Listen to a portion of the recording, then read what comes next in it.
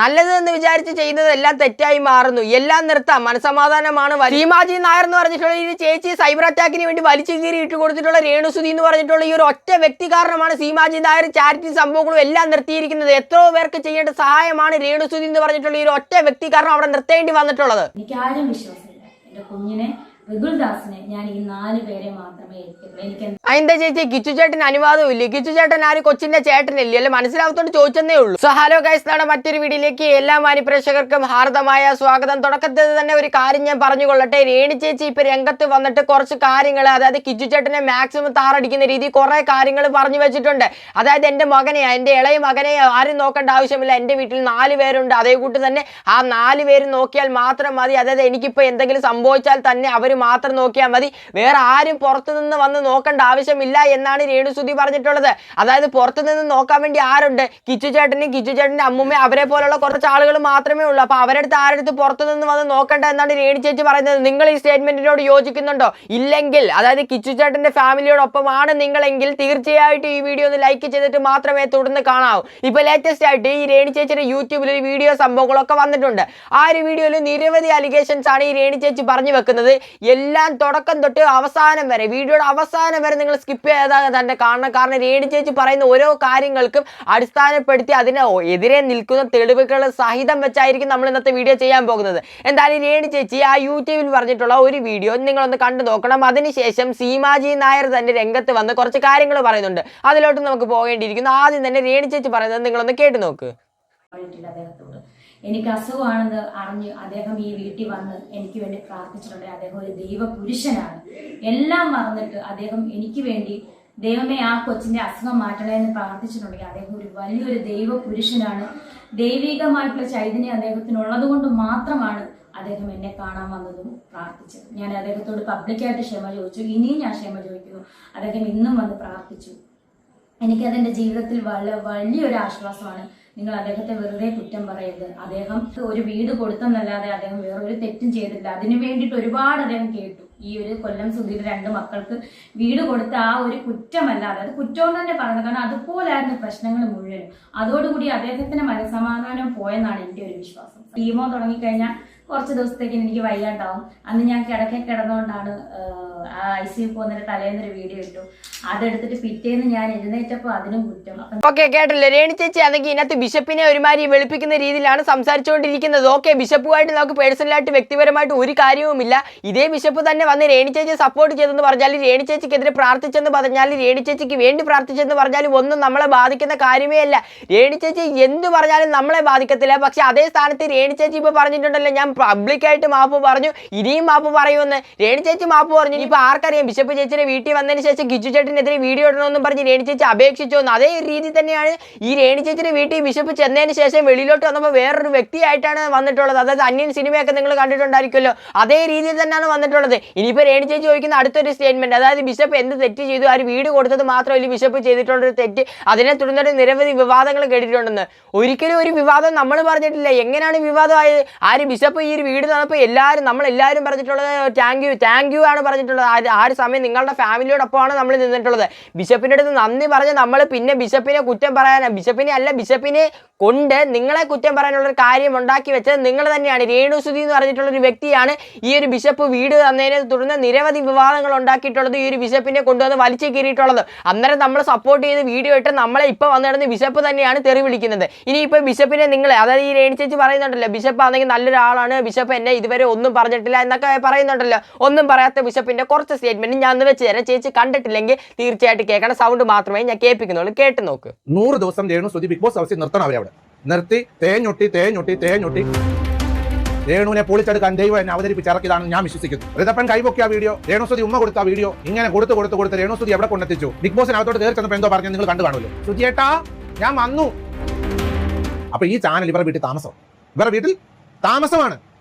ആങ്കർമാരെ അവിടെ കൊണ്ട് താമസിപ്പിച്ചിരിക്കുകയാണ്. മുറ്റത്തോട്ട് പോയാൽ വീഡിയോ ഇടും, പെരക്കകത്ത് കയറിയ വീട്. ഋതപ്പൻ മൂത്രമൊഴിച്ചാൽ അത് വീഡിയോ. ഋതപ്പൻ കൈപൊക്കിയ വീഡിയോ, രേണുസുതി ഉമ്മ കൊടുത്ത വീഡിയോ, ഇങ്ങനെ കൊടുത്ത് രേണുസുതി എവിടെ കൊണ്ടെത്തിച്ചു? ഇന്ത്യയിലെ വലിയ ബിഗ് ഷോയിലേക്ക് കൊണ്ട് കയറ്റിവിട്ടു. സോഷ്യൽ മീഡിയയിലുള്ള ബഹുമാനപ്പെട്ട സോഷ്യൽ മീഡിയ പ്രവർത്തകരെല്ലാവരും കൂടെ ചേർന്ന്. കുറ്റമായിട്ട് ഞാൻ പറയത്തില്ല. ഇവരെ തങ്കച്ചൻ സോഷ്യൽ മീഡിയക്കാരെ മുഴുവനും ചീത്ത വിളിച്ചു. ഒരിക്കലും തെറ്റാത്. സോഷ്യൽ മീഡിയക്കാരുടെ അഹോരാത്രം ഒപ്പിയെടുത്ത വീഡിയോകളാണ് ഇന്ന് രേണുസുതി ബിഗ് ബോസിൽ ചെന്നിരിക്കുന്നത്. അതുകൊണ്ട് യൂട്യൂബേഴ്സിനെ ചീത്ത വിളിക്കാൻ ഞാൻ എന്നെ പോലുള്ള ഒരു സമയത്തില്ല. സുധിയിലൂടെയാണ് ഇവർ അറിയുന്നത്. അയ്യോ, യൂട്യൂബേഴ്സിനെ ചീത്ത വിളിക്കാൻ വേണ്ടി എന്നെ പോലുള്ളവർ അനുവദിക്കത്തില്ല. അതായത് പണ്ടൊരു സമയത്ത് നമ്മളൊക്കെ മാടപ്രാവുകളല്ല, വെള്ളരിപ്രാവുകളാണ്. ബിഷപ്പിന് വെള്ളരിപ്രാവുകളായിരുന്നു നമ്മളെ പോലുള്ള റിയാക്ഷൻ ചാനൽസ്. അന്നേരം ഒരു സമയം ബിഷപ്പിനൊരു എന്തോ പറയുന്ന ഒരു ആപത്ഘട്ടം വന്നപ്പോൾ നമ്മൾ എല്ലാവരും ഒരേ ശബ്ദത്തോടെ നിന്നിട്ട് ആ ഒരു മനുഷ്യന് വേണ്ടി സംസാരിച്ചിട്ടുണ്ടായിരുന്നു. പക്ഷേ ഇതേ ഒരു മനുഷ്യൻ തന്നെയാണ് ഇപ്പോൾ വന്നിട്ട് എൻ്റെ റിയാക്ഷൻ ചാനലിൽ നിനക്കൊക്കെ എതിരെ ഞാൻ കേസ് കൊടുക്കുമ്പോഴാ എന്നും പറഞ്ഞ് വന്നിട്ടുള്ളത്. അന്ന് വെള്ളരിപ്രാവുകളാണെങ്കിൽ ഇന്ന് നമ്മൾ ചെകുത്താമാരാ ബിഷപ്പിന്. അതെങ്ങനെയാ? ഈ ഒരു ബിഷപ്പ് വന്ന് പറഞ്ഞിട്ടുള്ള ഇന്റർവ്യൂസിന് മാത്രമാണ് നമ്മൾ റിയാക്ട് ചെയ്തിട്ടുള്ളത്. തെറ്റ് കണ്ടാൽ തെറ്റെന്ന് തന്നെ നമ്മൾ പറയും. അത് ഇനിയായാലും പറയും. ആരെയും പേടിക്കേണ്ട ആവശ്യമില്ല. ഒരാൾ ഇന്റർവ്യൂ കൊടുത്ത സംഭവങ്ങളാണ് നമ്മൾ റിയാക്ട് ചെയ്തിട്ടുള്ളത്. അല്ലാതെ അവരുടെ വീട്ടിൽ നടക്കുന്ന പേഴ്സണൽ കാര്യങ്ങളൊന്നും നമ്മൾ റിയാക്ട് ചെയ്തിട്ടില്ല. അപ്പോൾ പിന്നെ വലിയ സംഭവങ്ങളൊന്നും വലിയ അലിഗേഷന് സംഭവങ്ങളൊന്നും നമുക്കെതിരെ വരാനുമില്ല. എന്നിട്ട് വീണ്ടും വീണ്ടും വന്നിട്ട് ഞാൻ ഇങ്ങനെ പറഞ്ഞു, ഞാൻ അങ്ങനെ പറഞ്ഞു, റിയാക്ഷൻ ഞാൻ അങ്ങനെ പറഞ്ഞെന്ന് ബിഷപ്പ് പറഞ്ഞു കഴിഞ്ഞാൽ ഒരിക്കലും അംഗീകരിക്കാൻ പറ്റുന്ന ഒരു കാര്യമേ അല്ല. ഓക്കെ, എന്നാലും രേണു ചേച്ചി ബാക്കി പറഞ്ഞിട്ടുണ്ടെന്ന് കേട്ടു നോക്കാം. അത് ഞാൻ അറിഞ്ഞു. അവൻ്റെ അമ്മ ഞാനാണ്, എനിക്കിനി ആകെ ഉള്ളത് അവനാണ്. എനിക്ക് മാനസികമായിട്ട് വളരെ വിഷമമാണ് അവനെ എന്നിൽ നിന്ന് അകറ്റാൻ നോക്കുന്നത് അറിഞ്ഞു. വേറൊന്നുമല്ല, ഞാൻ ക്യാൻസർ പേഷ്യൻ്റ് ആണല്ലോ. അപ്പം ഞാൻ മരിക്കും എന്ന് വിധി എഴുതുന്ന കുറച്ച് പേര് എനിക്ക് ചുറ്റുമുണ്ട്. അവരുമായിട്ട് കൂടിച്ചേർന്നാണ് നീക്കങ്ങൾ. അത് ഞാൻ ഇന്ന് രാവിലെയാണ് അറിഞ്ഞത്. എന്നെ വളരെയധികം വിഷമിപ്പിച്ചു. ഞാൻ കരയില്ല, കാരണം എന്നെപ്പോലെ ക്യാൻസർ പേഷ്യൻസ് കുറേ പേരുണ്ട്. ഞാൻ കരഞ്ഞു കഴിഞ്ഞാൽ അവർക്ക് വിഷമമാകും. എന്നെ സ്നേഹിക്കുന്ന ഒരുപാട് നല്ല ആളുകളുണ്ട്, അവർക്ക് വിഷമമാകും. അപ്പം എൻ്റെ കുഞ്ഞ് ഇപ്പം എനിക്ക് എന്തെങ്കിലും, അതായത് ഞാൻ ക്യാൻസർ പേഷ്യൻ്റ് ആണ്. അവൻ്റെ അമ്മ ഉടനെ മരിക്കും, ഞാൻ ഉടനെ മരിക്കും. പിന്നെ അവനാകെ അച്ഛൻ മരിച്ചു പോയി. അപ്പം അവകാശം ഞങ്ങൾക്ക് വേണമെന്ന് ഒരു കൂട്ടര്, ഞാൻ ഇന്നത് അറിഞ്ഞു, എന്നിൽ നിന്ന് അകറ്റിക്കൊണ്ടു പോകാൻ. ഞാൻ ആരാണെന്ന് എന്താണെന്ന് ഒന്നും പറയുന്നില്ല, ആരെയും കുറ്റപ്പെടുത്താനല്ല ഈ വീഡിയോ. എനിക്ക് ആകെയുള്ള എൻ്റെ കുഞ്ഞാണ്. അവനെയും കൂടെ എന്നിൽ നിന്ന് അകറ്റിക്കഴിഞ്ഞാൽ ഞാൻ പിന്നെ ഇല്ല. ഞാൻ എത്രത്തോളം വിഷമിച്ചാണ് ഈ വീഡിയോ എടുക്കുന്നതെന്ന് നിങ്ങൾക്ക് ആർക്കും അറിയില്ല. ഞാൻ തൊട്ട് ഇതൊക്കെ വെച്ചുകൊണ്ട് നിങ്ങൾക്ക് അതിൻ്റെ ഫീലിങ്സ് മനസ്സിലാക്കില്ല. എനിക്ക് എംപതി അല്ലെങ്കിൽ സിമ്പതി അതിനല്ല ഞാൻ ഈ വീഡിയോ എടുത്തതും ഒരിക്കലും. പക്ഷെ സ്നേഹമുള്ളവർ ഒരുപാട് പേരെന്നെ സ്നേഹിക്കുന്നത് എനിക്ക് ഒരുപാട് സന്തോഷമാണ്. ഇതിനകത്ത് രണ്ട് കാര്യങ്ങളാണ് രേണുസുതി പറയുന്നത്. രണ്ടിനുമുള്ള മറുപടി ഇപ്പൊ തന്നെ ലൈവായിട്ട് തരാം. ഒന്നാമത്തെ കാര്യമാണ്, ഞാൻ കരഞ്ഞു കഴിഞ്ഞാൽ എന്നെ പോലെ ഈ അസുഖം അനുഭവിക്കുന്ന കുറെ ആളുകൾക്ക് വിഷമാവും എന്നുള്ളത്. ഇതേ രേണു ചേച്ചി തന്നെയാണ് ഈ ഒരു സോഷ്യൽ മീഡിയ വന്നിട്ട് ഈ ഒരു അസുഖമായിട്ട് ഈ ഒരു പിക് ലൈനും സംഭവങ്ങളൊക്കെ ഇട്ടിട്ടുള്ളവരുടെ മുമ്പിൽ വന്നിട്ട് എനിക്ക് വേദന എടുക്കുന്നില്ല, ദാണ്ട് ഞാൻ തട്ടിക്കൊണ്ട് ഡാൻസ് കളിക്കും എന്നൊക്കെ പറഞ്ഞ് ഈ ഒരു ഡാൻസ് കളിച്ചിട്ടുള്ള ഒരാളായാലും വന്നിട്ട് കീമോ കുട്ടിനെ കളിയാക്കിക്കൊണ്ട് സംസാരിച്ചിട്ടുള്ള ആയാലും ഈ ഒരു സൊസൈറ്റിക്ക് നെഗറ്റീവ് മെസ്സേജസ് സംഭവങ്ങളും എല്ലാം കൊടുത്തിട്ടുള്ള ആള്. ആശുപത്രി കിടക്കുന്ന ആർക്കും ഇത്രയും ചെലവ് സംഭവങ്ങളും ഇല്ല. രേണു ചേച്ചിക്ക് മാത്രം ലക്ഷങ്ങളുടെ കടമെന്ന് പറഞ്ഞുകൊണ്ട് ആളുകളെ എല്ലാവരെയും വിഡ്ഢികളാക്കി, അങ്ങനെ തന്നെ പറയുന്ന പോലെ വിഡ്ഢികളാക്കിക്കൊണ്ട് ചേച്ചി സംസാരിച്ചിട്ടുള്ള ഓരോ പോയിന്റ്. രണ്ടാമത്തെ ഒരു കാര്യം, ഈ കുഞ്ഞിനെ ഋതപ്പ് എന്ന് പറഞ്ഞിട്ടുള്ള കുഞ്ഞിനെ നിരവധി ആളുകൾ തട്ടിയെടുക്കാൻ നോക്കുന്നുണ്ടെന്ന്. ചേച്ചി ഒരിക്കലും അങ്ങനെ പറയരുത്. ചേച്ചിക്ക് പ്രൂഫ് കയ്യിലുണ്ടെങ്കിൽ തീർച്ചയായിട്ടും പ്രൂഫ് കൊണ്ടുവന്നു കഴിഞ്ഞാൽ നമ്മളെ പോലുള്ള ഒത്തിരി റിയാക്ഷൻ ചാനൽ ചേച്ചിക്ക് വേണ്ടി ചേച്ചിയുടെ ശബ്ദമായിട്ട് സംസാരിക്കുക. തെളിവുമില്ല, ഒരു സംഭവമില്ല, ചുമ്മാ വന്ന് കിടന്ന് ഇന്ന ആൾക്കാർ വന്ന് കിടന്ന് പറയുന്നുണ്ട് എന്ന് മാത്രമേ ചേച്ചി പറയുന്നുള്ളൂ. തെളിവില്ലാതെ നമ്മൾ ആരെ കുറ്റം പറയണം, പിന്നെ വിവാദം ഉണ്ടാക്കുമെന്ന് മാത്രമല്ല രേണു ചേച്ചി ഈ ഒരു സംഭവത്തിൽ കൂടെ വിചാരിക്കുന്നത്. അങ്ങനെ തന്നെ പറയണേ, വിവാദം ഉണ്ടാക്കാൻ വേണ്ടി മാത്രമാണ്, പേര് സംഭവങ്ങളും ഒന്നുമില്ലാതെ.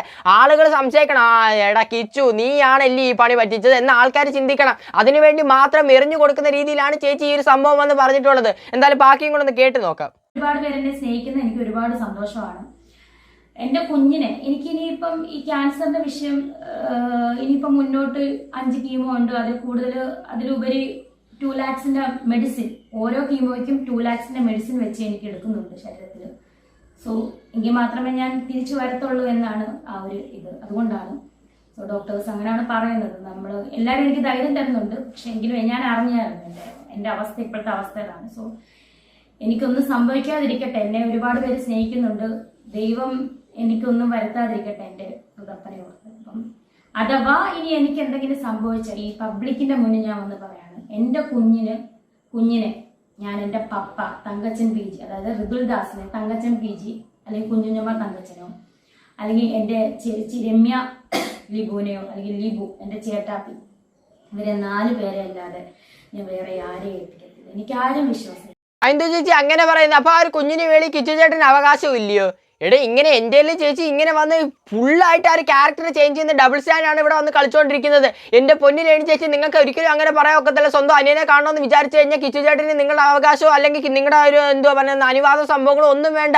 കിച്ചു ചേട്ടന് കാണണമെന്നുണ്ടെങ്കിൽ ധൈര്യമായിട്ട് കാണാം, നമ്മളെല്ലാവരും അതിന് കൂടെ നിൽക്കുക തന്നെ ചെയ്യും. പിന്നെ രേണു ചേച്ചി പറയുന്ന ഈ ഒരു കാര്യം തട്ടിയെടുക്കാൻ വേണ്ടി ആളുകൾ ശ്രമിക്കുന്നുണ്ടെന്ന്, അത് ആരാണെന്ന് ചേച്ചിക്ക് അറിയാമെങ്കിൽ വന്ന് പറയുക തന്നെ വേണം. ഇല്ല ചുമ്മാ വന്ന് പറഞ്ഞു കഴിഞ്ഞാൽ മാനത്ത് നിന്ന് കണ്ടിട്ട് വീഡിയോ ചെയ്യാൻ വേണ്ടി നമ്മളൊക്കെ ആരാ?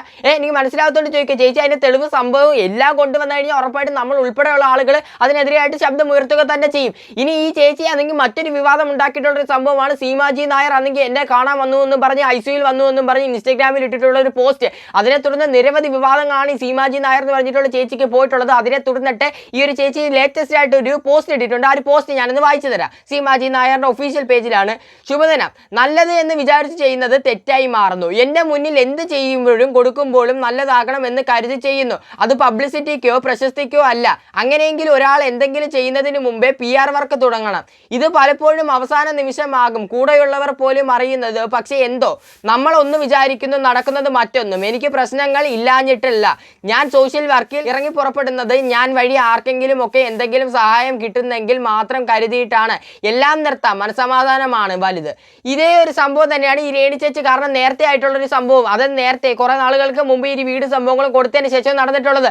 ഓരോ ആൾക്കാർ ഇങ്ങനെ നല്ലതായിട്ടുള്ള എന്തെങ്കിലും കാര്യങ്ങൾ, നല്ലവർക്ക് എന്തെങ്കിലും ഇതായിട്ടുള്ള അസുഖ സംഭവങ്ങളൊക്കെ ഉള്ളവർക്ക് എന്തെങ്കിലും ചാരിറ്റി കാര്യങ്ങളൊക്കെ ചെയ്യുമ്പോൾ ഈ രേണുസുതി എന്ന് പറഞ്ഞിട്ടുള്ള ഒരു ചേച്ചിയെ പോലുള്ള ആളുകളാണ് അതും കൂടെ നിർത്തുന്നത്. ഈ ചേച്ചി ആ ഒരു ഐസിയുവിൽ നിന്നിട്ടുള്ള ഒറ്റ ഫോട്ടോ ഇട്ടിട്ട് അതിൻ്റെ താഴെ ക്യാപ്ഷന് സംഭവങ്ങളൊക്കെ കൊടുത്തിട്ടുണ്ടായിരുന്നു, സീമാജി നായർ എനിക്ക് സഹായം ചെയ്തു എന്നൊക്കെ.